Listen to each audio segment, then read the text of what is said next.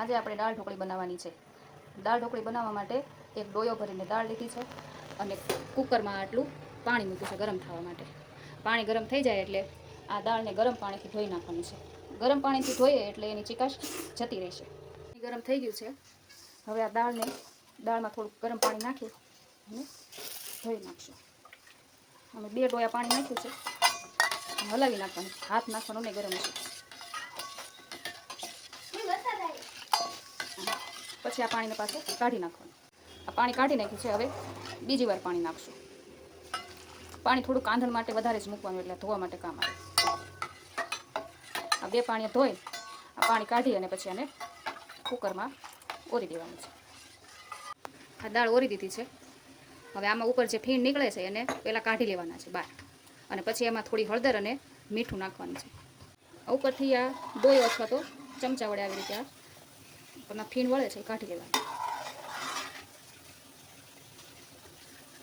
જેનાથી શું થશે કે દાળ છે એ ઉધરાશે નહીં. હવે દાળમાં થોડીક હળદર અને મીઠું સ્વાદ પ્રમાણે નાખી દેવાનું છે. પછી કુકરનું ઢાંકણ ઢાંકી દેવાનું છે. પણ ઢાંકી હવે 5 થી 6 વિસલ થવા દેવાની છે. ગેસની ફ્લેમ હાઈ રાખવાની છે. દાળ સરસ બફાઈ ગઈ છે. હવે એને આપણે બ્લેન્ડરથી ઝીલી નાખીશું. થઈ ગઈ છે. હવે એમાં જરૂર પ્રમાણે પાણી નાખશું. બસ સારી આછી રાખવાની, કેમ કે જેમાં ઢોકળી નાખશું એટલે એ ઘાટી થશે. આમાં ટમેટા, મરચાં અને લીંબુ નાખેલું છે. એ બધું આપણે એમાં દાળમાં નાખી દઈશું. હવે દાળમાં 1 ચમચી હળદર, ધાણા જીરું પાવડર 1.5 ચમચી જેટલું અને લાલ મરચ પાવડર 1 ચમચી જેટલું નાખશું. અને હવે એને સારી રીતે ઉકળવા દઈશું. ઢોકળી બનાવવા માટે ઢોકળીનો લોટ બાંધશું. એમાં જરૂર પ્રમાણે લોટ લઈ એમાં મીઠું નાખવાનું છે. જરૂર પ્રમાણે તેલ નાખવાનું છે.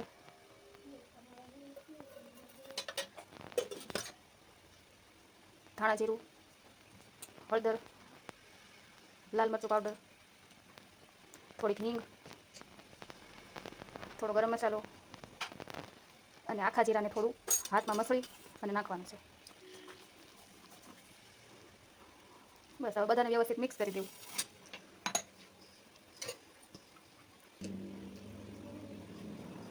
રોટલીથી થોડોક કઠણ લોટ બાંધવાનો. ઢોકળી માટેનો લોટ બંધાઈને તૈયાર થઈ ગયો છે. બહુ કઠણ નહીં અને બહુ ઢીલોય નહીં એવો બાંધવાનો છે. જો મારી મમ્મી બતાવે ને એવી રીતે.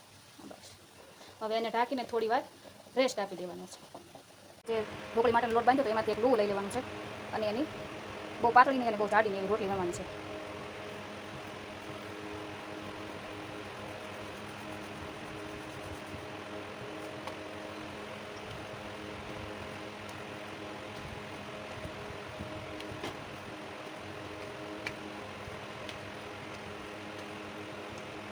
આ રોટલી આપણી તૈયાર છે. જો આટલી જાડી રાખવાની છે. એટલે એને લોઢી ઉપર નાખી દેવાની છે અને ધીમો અને મીડિયમ ગેસ કરી અને બહુ કાચી પાકી ચેડવી દેવાની છે. તો આ રીતે થાય એટલે એક બાજુ ફેરવી નાખવાની, પછી બીજી બાજુ ફેરવી લેવાની.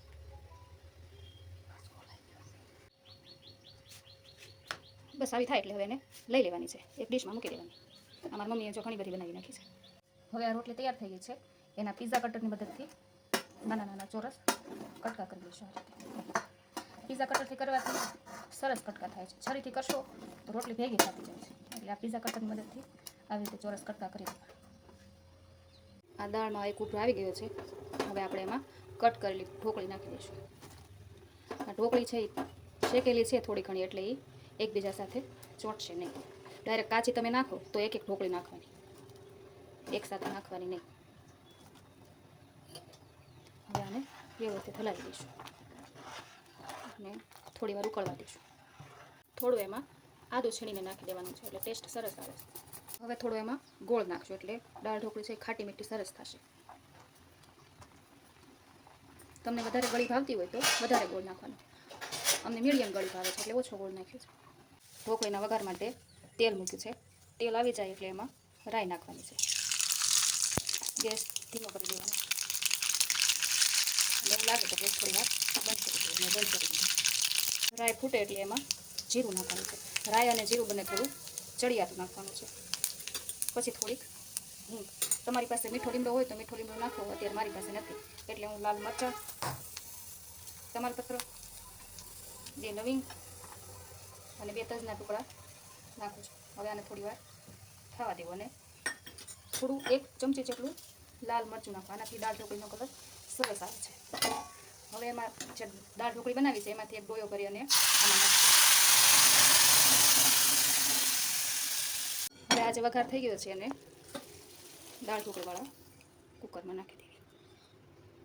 વઘારને સારી રીતે મિક્સ કરી અને એક ઉભરો આવવા દેવું.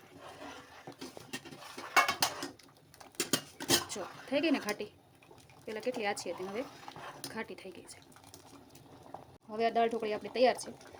હવે ગેસ બંધ કરી દઈશું અને એમાં થોડી કોથમીર નાખી દઈશું. કોથમીર નાખવાથી ટેસ્ટ ખૂબ જ સરસ આવે છે.